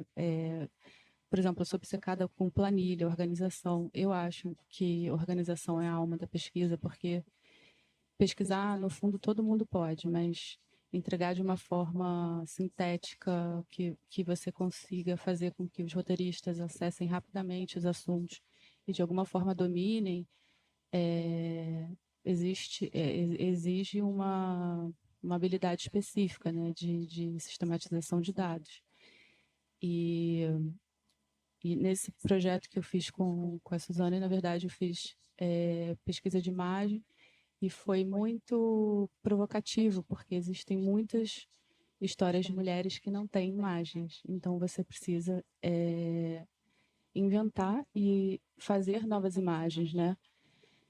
E, especialmente mulheres negras, assim, as pessoas costumam querer ilustrar com imagens da escravidão, o que eu acho absolutamente violento, né? Você ficar trazendo toda hora que já me pediram, inclusive, filmagens da escravidão, porque eu acho que a gente tinha que abrir um Instagram só de assim, pedidos de pesquisa. É sério, eu tive até que falar, olha, o cinema chegou ao Brasil até cedo, 1896, mas assim, um pouco anacrônico. Porém, existem outras formas de gente ilustrar e, assim, sempre lembrar do cuidado de remeter a histórias de trauma, de violência, assim, porque as pessoas replicam imagens, sei lá, Debré, assim, como se fosse ok. E eu acho que a gente precisa de novas imagens para muitas coisas. Então, muitas vezes nessas pesquisas de imagem, meu desafio é o que eu vou propor na ausência. E aí sim que eu acho que você tem que ir além da imaginação, né? E buscar formas inclusive ilustrar, eu acho meio pobre, eu prefiro imagens que conversem com o que está sendo dito ali, né? Que também tem muito diretor assim que pede imagem de cobertura, né? Tipo, aí tudo que a pessoa fala, ela quer. Mas por que não pensar que tem uma comunicação entre coisas, sabe? Então você pode falar ditadura e não ser necessariamente a foto do Evandro Teixeira. Pode ser, enfim, outras formas de abordagem, de mostrar. E eu acho que eu fugi um pouco da sua pergunta, Kátia. Não, eu lembrei de uma história só para essa lógica de criatividade. Eu fui contratada para fazer uma pesquisa sobre um criminoso da década de 60. Só que a pesquisa era sobre a vida sexual do criminoso, não sobre o crime. Eu falei, que bom, né, já ajuda, porque ele não é conhecido por sua vida sexual, ninguém sabe sobre. E aí ele atuou durante, sei lá, mais de 10 anos, e aí ele foi processado por uns 15 casos diferentes. E aí a sugestão que deram a dica de que no processo, nos processos, depoimentos, poderia ter alguma coisa sobre. Então vai lá, Suzane, pega todos os processos, um calhamaço de documento absurdo, pega, ainda bem que tinha digitalizado, por lá, tá, digitalizei bonitinho, lendo um por um. Passei mês lendo documento por documento, nada da vida sexual do cara, nada. Nem um fragmento da vida sexual do cara. Falei, velho, de onde tiraram essa ideia? Não, é que eu ouvi um dia falando que talvez, pode ser que a vida sexual dele seja interessante. Você ouviu aonde? Ah, eu ouvi fulano dizendo, fui falar com fulano. Fulano, onde você viu isso? Ah, não lembro. Você não lembra? Não lembro, eu sei que tem um boato aí, mas boato de onde? Você viu num jornal, você viu numa revista, você viu num, sei lá, eu posso ir atrás. Não lembro. Eu, caramba, velho, o que que eu vou fazer? E aí, o que que eu fiz? Eu simplesmente peguei e falei, eu vou atrás de qualquer coisa. E aí eu fui atrás de qualquer coisa, e uma das coisas que eu fui atrás foi dos advogados dele. Aí um dos advogados, o que pegou o caso lá nos anos 60, simplesmente faleceu. E eu descobri isso depois de uma semana procurando. Eu, droga. Mas tá bom, ok, um morto. Aí teve outro advogado que pegou o caso nos anos 80. Aí eu fui, joguei o nome do advogado, descobri o nome da OAB, descobri o endereço. Eu falei, agora eu preciso do telefone atualizado dele. Puta merda. Onde eu consigo o telefone atualizado desse cara? Porque ele parou de advogar nos anos 90. Aí eu fui, e aí vai, e conversa com um amigo que é hacker, e não sei o quê. Sabe, a volta que eu dei até que eu descobri o telefone atualizado do cara. Aí eu fui e liguei.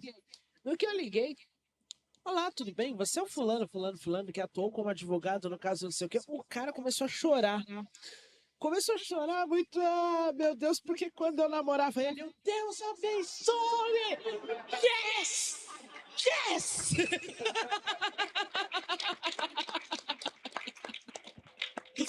Então, só um exemplo.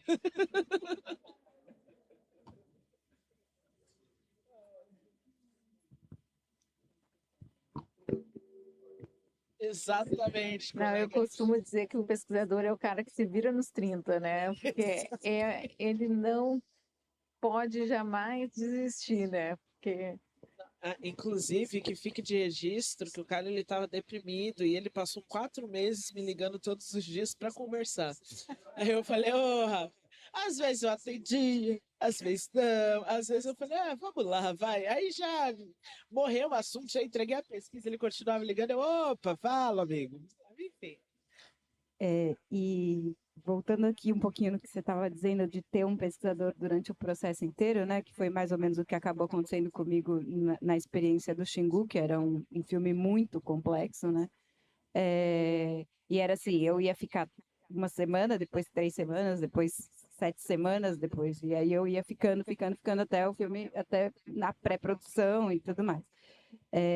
Mas assim, e por outro lado, onde menos se coloca dinheiro, né? Que eu acho isso importante da gente falar nessa mesa, porque é extremamente desvalorizado, assim, sabe? E assim, sei lá, se um projeto tem 4% do projeto que vai para desenvolvimento, que já é pouco, né? Roteiristas sabemos que é pouco, mas desses 4%, quanto vai para pesquisa, eu nem vou dizer porque é irrisório, assim, né? Então, eu acho que tem um trabalho a ser feito de conseguir realmente valorizar o quão importante é a pesquisa para um projeto ser bom, no final das contas. Assim, é muito importante.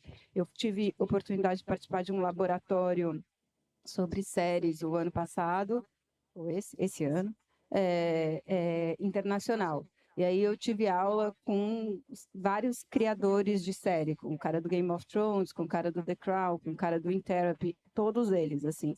E todos eles disseram que fizeram uma pesquisa muito grande, assim, sabe? Que antes de escrever os roteiros, tinha uma pesquisa enorme. Mesmo o cara do In Therapy foi conversar com vários psicólogos e entender como é que era, enfim, todas as questões, entendeu? E eu acho, aí as pessoas vêm reclamar, porque as séries no Brasil, gente, mas cadê o investimento?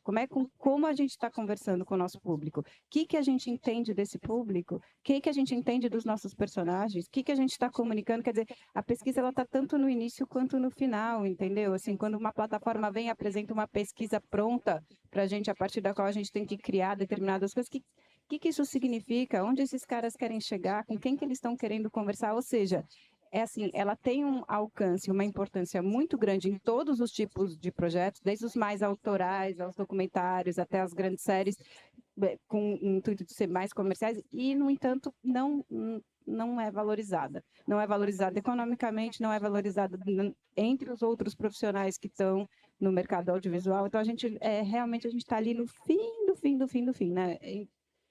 E é muito triste, assim, né? Muito, assim, acho que de fato é algo para a gente sair daqui falando e pensando e conversando e discutindo com os players, com as produtoras. É o que a gente faz individualmente. Estou muito feliz que existe essa associação agora, porque não é só pela pesquisa, não é só pelos pesquisadores, é pelo produto final, entendeu? É pelo mercado mesmo. E, Maíra, se me permite, eu acho que tem um problema também, que é a invisibilidade da pesquisa. Por exemplo, o roteirista, às vezes, ele tem uma encomenda de um trabalho que é um assunto que não faz parte do cotidiano dele, tipo assaltar bancos, ou tipo uma pesquisa, um assunto histórico, qualquer coisa que não seja do universo da pessoa que ela vai ter que criar em cima.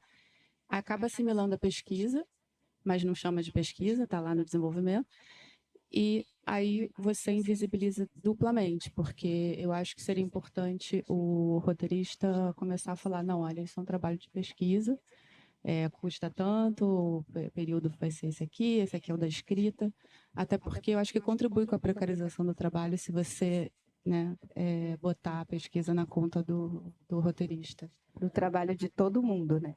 Do Exatamente. pesquisador e do roteirista, que também fica fazendo um trabalho dobrado ali quando não tem pesquisador e desesperado para achar alguma coisa para conseguir entregar aquilo. Exatamente. E eu até falei com a Nina, uma amiga nossa, que ela fez também um documentário maravilhoso, que ela botou roteiro e direção. Só que, assim, o filme termina com imagens de arquivo e, obviamente, da pesquisa ela fala que partiu de uma pesquisa que ela fez de uma peça de teatro. E eu falei, não colocou pesquisa. Eu entendo que roteiro e direção são muito importantes, mas pesquisa também. Essa é a minha militância. Então, Tão importante quanto, né? É essa ideia de que o nosso trabalho é um trabalho coletivo, né? Essa hierarquia militarizada do audiovisual me irrita profundamente. Com certeza. Sim, já vou abrir. Só vou fazer pedir para vocês colocarem assim, antes de eu abrir para perguntas, assim, que todo mundo tem uma pesquisa que marcou, né? E se vocês têm alguma que marcou, se vocês querem contar aqui, rapidinho. A minha, com certeza, foi dessa do bandido, porque eu fiz amizade com o ex-advogado dele. Inclusive, eu fui no velório do rapaz, do senhor, porque ele faleceu faz 3 meses. Então eu fui uma das pessoas que mais manteve contato com ele no final da vida, exatamente para falar dessa história, que é uma história super importante na vida dele, que ele não tinha com quem dialogar, e que é, por ter encontrado com ele, o que vai dar tudo, basicamente, para a obra, né? Respeitando os limites éticos, claro, mas eu acho que me marcou bastante. E a própria Vida Invisível, porque eu acho chiquérrimo, tem meu nome lá bonitinho, logo no começo, eu pago mó pau. E eu falo, mãe, sabia que eu trabalhei no filme que tem a Fernanda Montenegro? Aí minha mãe fala, não acredito. Eu falo, te juro. Então eu acho chiquérrimo, assim. Eu tenho várias, assim, mas agora eu lembrei de uma talvez porque eu tenha falado dessa, quando eu fiz essa pesquisa do Xingu, eu fiquei alguns meses no arquivo do Orlando Vilas-Boas, que é um arquivo que fica na casa dele e que tem uma quantidade de materiais inacreditável sobre a história da formação do Parque do Xingu.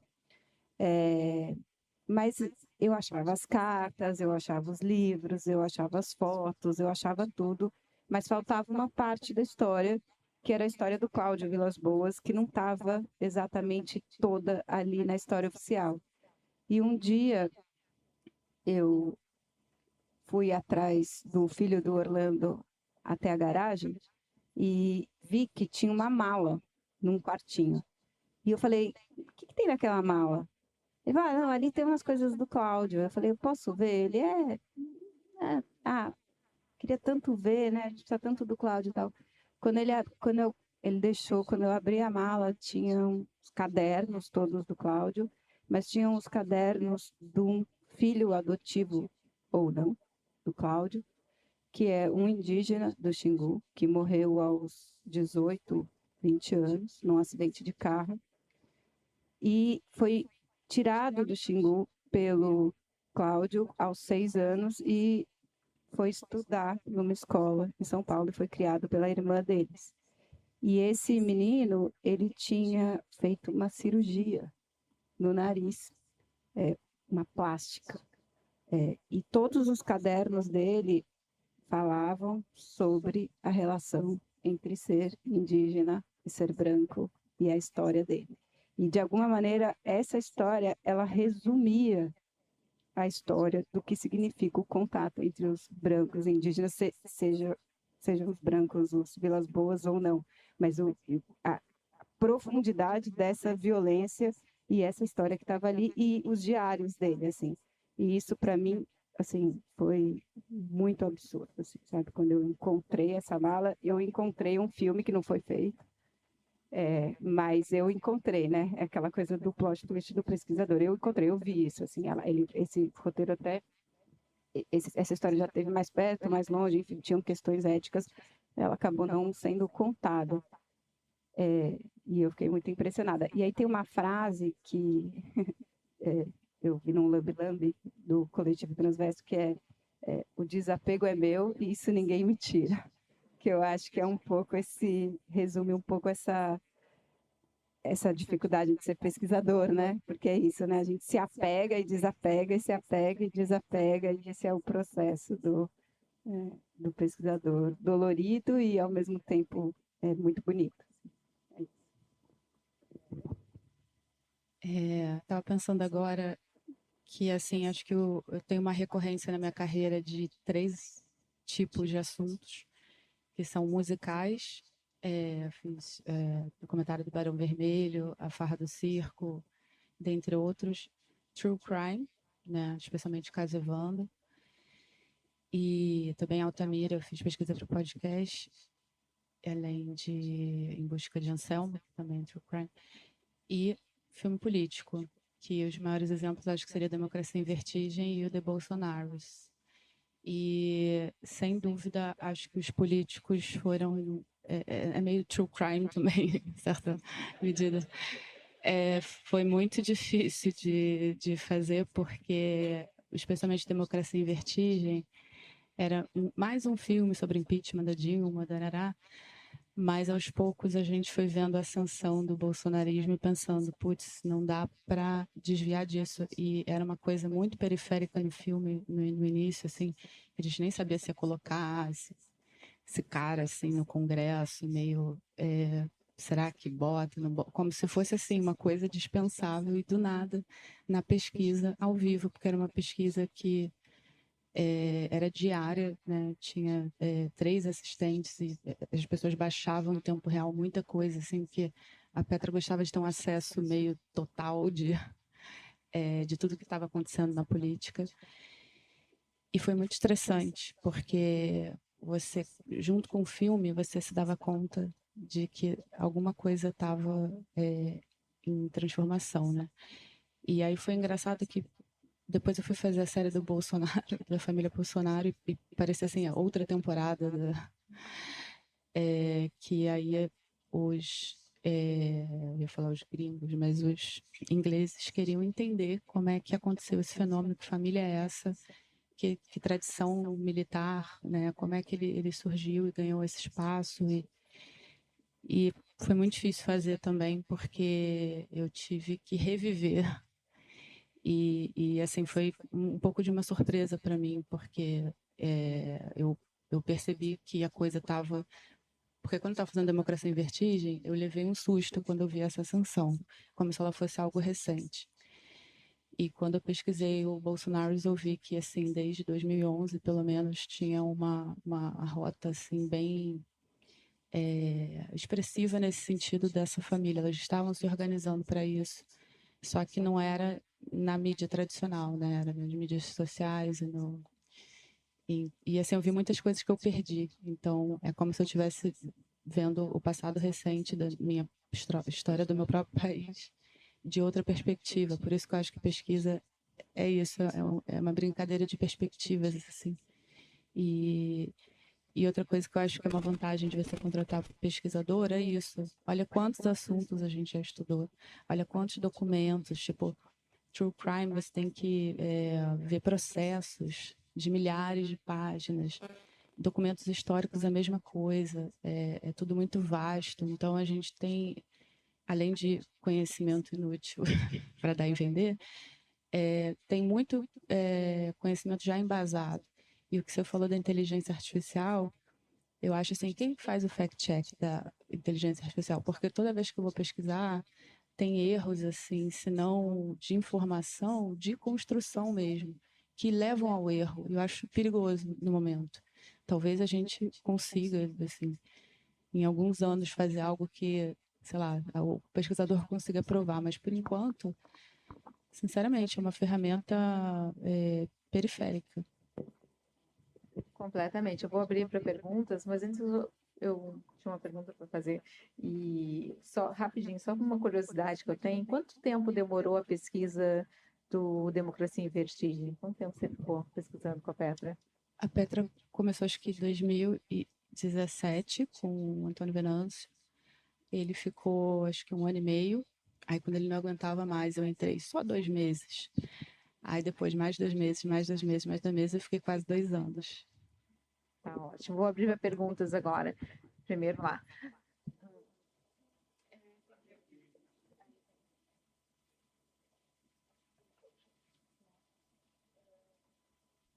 Só, por favor, fala o nome e onde vem para. Meu nome é Ellen. Meu nome é Ellen. Eu sou roteirista e descobri hoje que eu sou pesquisadora. Não, brinca, fazendo uma piada, mas assim, é fato que a gente acaba, como roteirista, a gente faz um trabalho de pesquisa, sem ser remunerado, obviamente, e nem nas melhores condições que a gente poderia fazer, porque não é a nossa profissão, né? Então, eu queria fazer uma pergunta para vocês, as 4, mas especialmente as 3 que trabalham com audiovisual diretamente. Se vocês têm alguma dica ou alguma orientação, assim, de como que a gente pode ajudar a trazer a pesquisa para um processo, né, de desenvolvimento de roteiro, sabendo que são limitações orçamentárias e que é sempre difícil, né, convencer o produtor a adicionar um custo que ele já não vem nem no nosso trabalho, ainda mais no adicional. E pensando que tem uma associação, né, que a Isabela abriu no começo, e que tem quase 150 membros, né, pelo que eu entendi, assim. Então, quer dizer, como que a gente também, os pesquisadores são muito diferentes, acho que ficou claro aqui que vocês têm perfis completamente diferentes, e interesses, e aptitudes, né, como que a gente também pode, como que a gente encontra o melhor pesquisador para aquele projeto, sabe?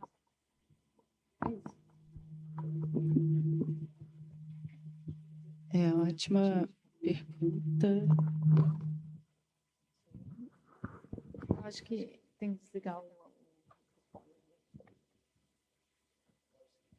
No site da Pavic, você pode pesquisar por região ou por habilidade. Então, você já pode filtrar, por exemplo, você precisa de pesquisa de personagem, pesquisa de conteúdo ou imagem. Você já tem uma forma de filtrar ali. Mas eu acho que assim, o nosso mercado ele funciona muito por indicação, né? Então, sempre que eu falo que eu não posso fazer um projeto, pergunta assim, mas você tem indicação? E para mim é sempre complicado fazer isso porque eu acho o pesquisador insubstituível, sabe? O trabalho que a Suzane vai fazer é diferente da Maíra, é diferente da Caterina, é diferente do meu. E eu acho que vale sempre uma conversa para entender se dá match, como qualquer profissional, né? Que nem assim, designer ou montador. É a mesma lógica. Vamos ver se funciona, vamos entender o repertório da pessoa, se ela já navegou por esse tema, o que ela apresentaria de proposta de trabalho e ver o que funciona melhor. Você perguntou de como convencer a produtora. É engraçado quando me perguntam assim, você acha que eu preciso de pesquisa para esse projeto aqui? E é um projeto, obviamente, que precisa de pesquisa. Aí eu falo assim, bem, depende. Quão a sério você leva o seu conteúdo? A difusão do conhecimento. Tudo depende disso. Porque se você tiver de boas em falar coisas que as pessoas vão pesquisar em 5 minutos, para difundir, beleza, mas se você quiser embasar, se você quiser nutrir, fortalecer assim, o seu conteúdo, eu não vejo outra forma. E aí vem outra pergunta, mas quanto tempo de pesquisa? E eu sempre falo assim, olha, não existe o fim da pesquisa, existe o fim do prazo. A pesquisa, tem gente que leva 20 anos pesquisando um tema. Você pode pesquisar uma vida inteira. O que vai contingenciar ali, o teu limite é o prazo que é dado. E, sinceramente, quanto mais tempo, eu sempre falo isso, quanto mais tempo você puder dar para pesquisa, melhor. E, mas não previ no budget. Só que você não previu no budget também a banda de cagada que vai dar no final porque não teve pesquisa. Né? Aí você vai ter que pagar o fact-checking, você vai ter que... geralmente a gente entra na pós, às vezes, para resolver esses problemas que ficaram de... Então, é muito frequente, as pessoas já estão notando isso, e pelo menos eu tenho sentido que em projetos para streaming, pesquisa está entrando mais forte, assim, se tem alguma coisa histórica, true crime, sobretudo, que também tem essa falsa ideia de achar, já está feita a pesquisa do true crime, tem processo, o Ivan Mizanzuki já fez o podcast, já está tudo pronto. Só que, assim, pesquisa não é assim. Quanto mais, melhor. Assim, eu sei que é enlouquecedora essa ideia, mas a gente tem que ser mais sofisticado, eu acho, e transmitir isso para as produtoras sempre que tiver chance. E, assim, não tem budget? Tudo bem, mas pelo menos você colocou que era uma necessidade do projeto. Acho que é importante marcar isso, sabe? Dizer que precisa. Não tem dinheiro, então tá, a gente vai fazer 100, vai resultar sem pesquisa. Então, estamos combinados assim. Mas, havendo a possibilidade de ter, realmente vai ficar muito melhor, eles vão saber disso, e eu acho que o mercado está começando a entender. Muito lentamente, porque dói no bolso, mas... E eu acho que, como roteirista, diretores, diretoras, trazer o pesquisador para o diálogo na criação, sabe? Eu acho que as reuniões, as conversas, a relação entre o pesquisador e o resto da equipe é super importante. Assim, nesse projeto que eu estou fazendo, teve uma primeira etapa de pesquisa que foi feita pela Helena Tassara, que é uma pesquisadora, que era uma pesquisa de imagens e alguns artigos relativos ao tema que eu estava trabalhando, e foi super importante, entendeu? Ela fez, ela conversou, ela passou para mim um monte de coisa e faz parte do meu processo esse primeiro passo que ela deu ali, né? E assim como agora o Scala Paulo fazendo a própria pesquisa, né? Assim, é ter a pesquisa não como algo que vai ser entregue, tchau, mas como parte desse processo criativo que envolve todo mundo.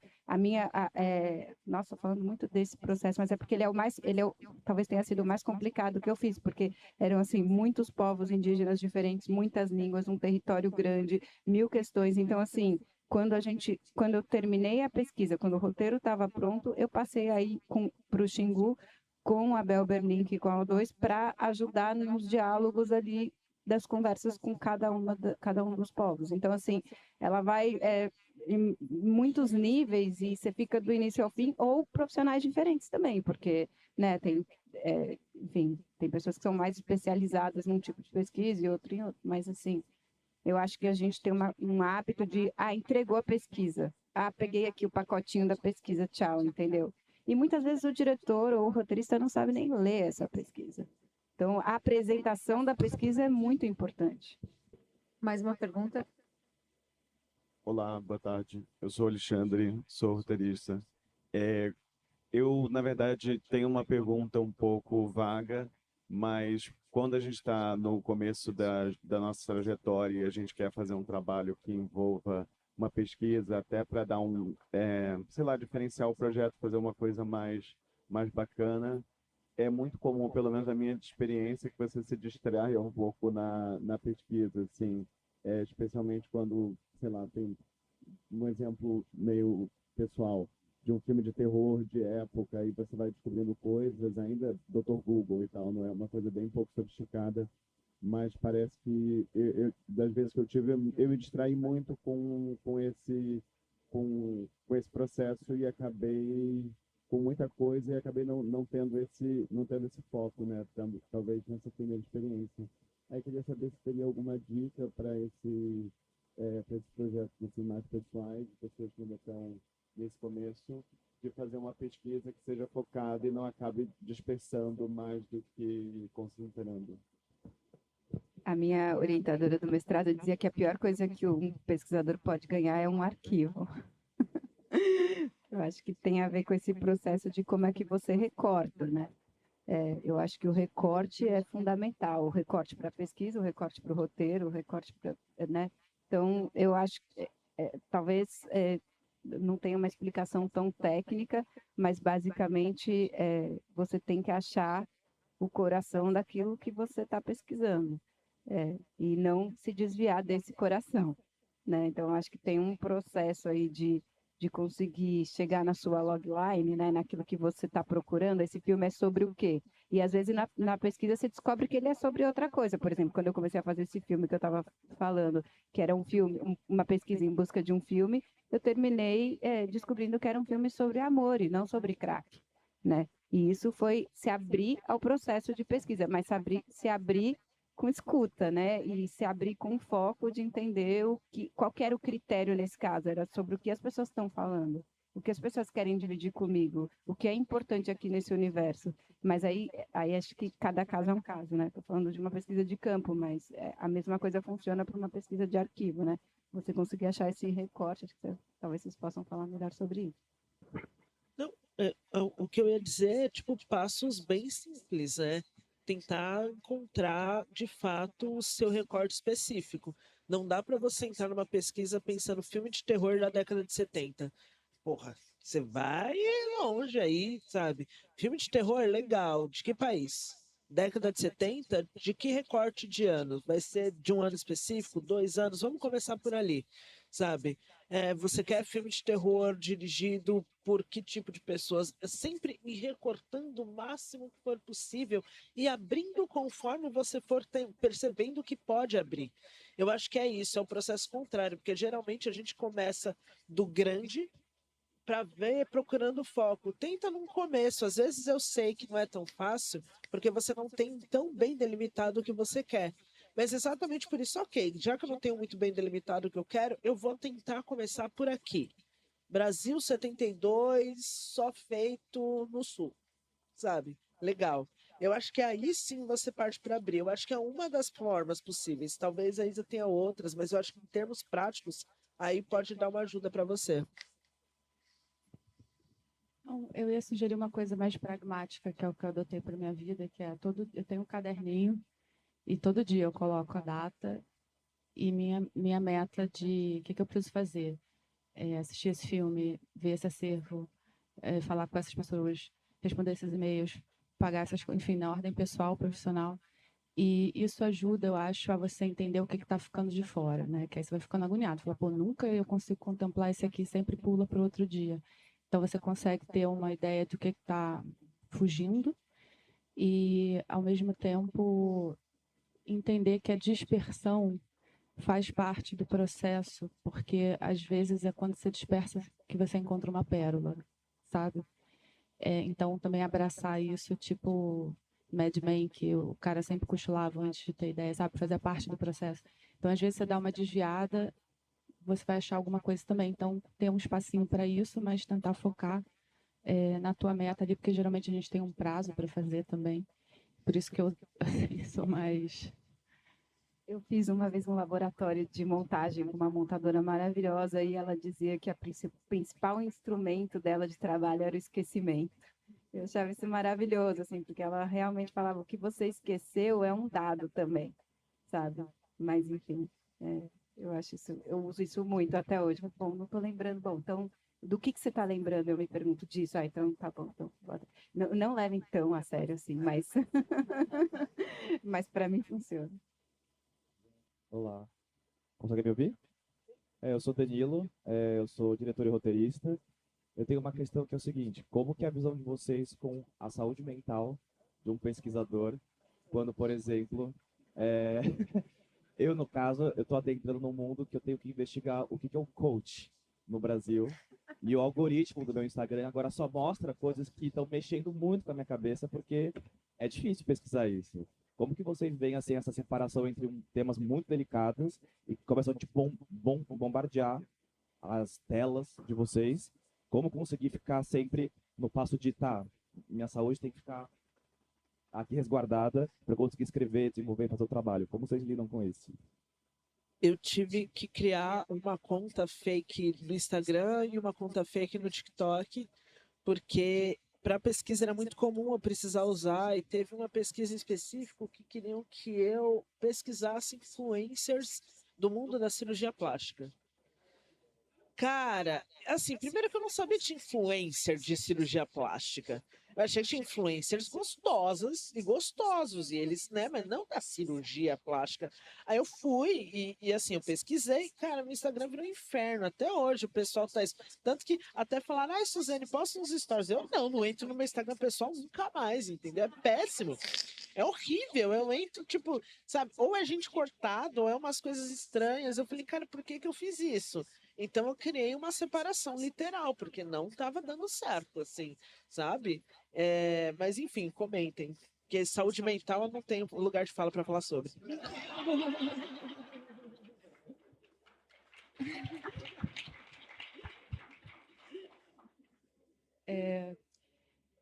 Eu, assim, quando falo saúde mental, já me pipoca true crime na cabeça, porque você tem acesso a imagens e dados muito violentos.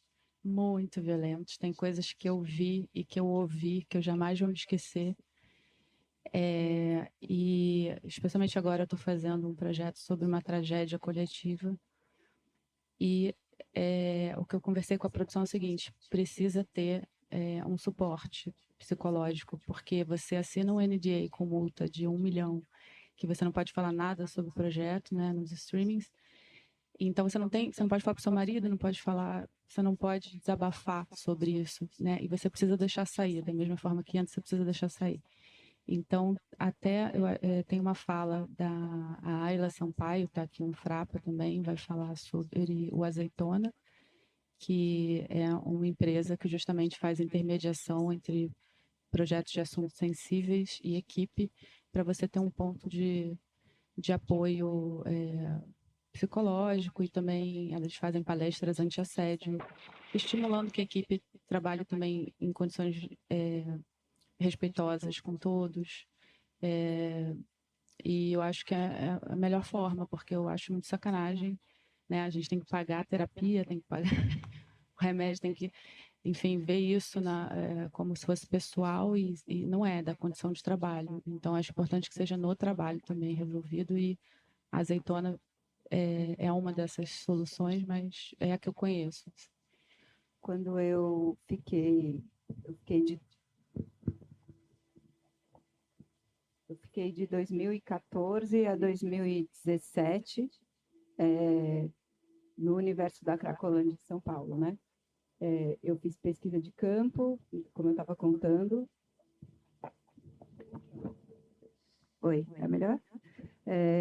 Eu fiz pesquisa de campo, eu engravidei, eu passei o começo da minha gravidez fazendo essa pesquisa, depois eu parei, depois eu voltei, fiquei 6 meses dentro de um hotel com mais de 100 pessoas que usavam crack ali dentro, e com poucos profissionais de saúde mental que trabalhavam nesse ambiente lá, né, que eram parte dessa cena, desse lugar. E uma equipe muito pequena. Eu fiz o tempo inteiro um acompanhamento com uma pessoa especializada, assim, por minha conta, e foi muito difícil, assim, foi muito, muito difícil, assim. Eu tinha esse acompanhamento o tempo inteiro, porque eu tinha essa relação, e essa pessoa trabalhava com os profissionais de saúde mental que trabalhavam ali no universo da Cracolândia. Eu acho que tem que ter, eu acho que é uma coisa sobre a gente tem que falar sobre isso, acho que tem que estar no budget também. Esses temas tão difíceis, tão complexos de tratar, tem que ter um supervisor, né? Uma equipe de psicólogos, uma equipe de profissionais que trabalham em situação de hipervulnerabilidade, eles têm supervisão, eles têm, é preciso ter. E a gente não tem, e as relações no meu caso não, a gente tinha uma equipe muito legal, eu tinha essa supervisão, a gente tinha espaços de conversa o tempo inteiro, a gente entrou e saiu do processo bem. Mas, assim, com muitos desafios, assim. Mas, assim, não dá para não falar sobre isso, é uma pergunta muito importante, muito mesmo. A gente precisa falar sobre saúde mental no audiovisual de maneira geral, especialmente os pesquisadores que trabalham com temas tão sensíveis, assim, acho que, assim como a gente tem que falar da presença da pesquisa, a gente tem que falar dessa presença para todo mundo, é muito importante. Bom, pessoal, a gente chegou ao nosso tempo, né? Gostaria de agradecer a presença de todos, das meninas. Obrigada.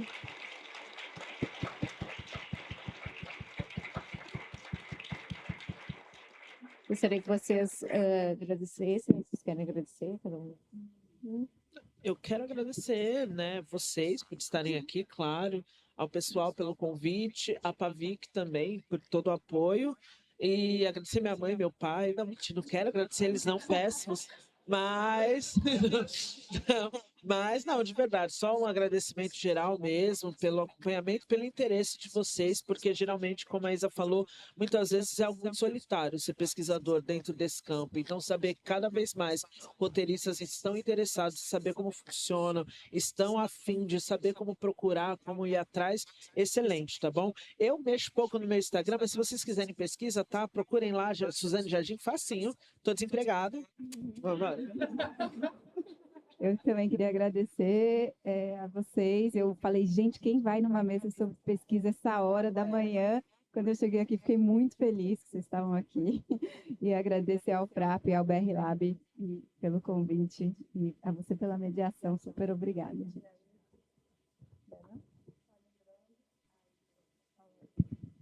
E apenas lembrando, pavic.com.br.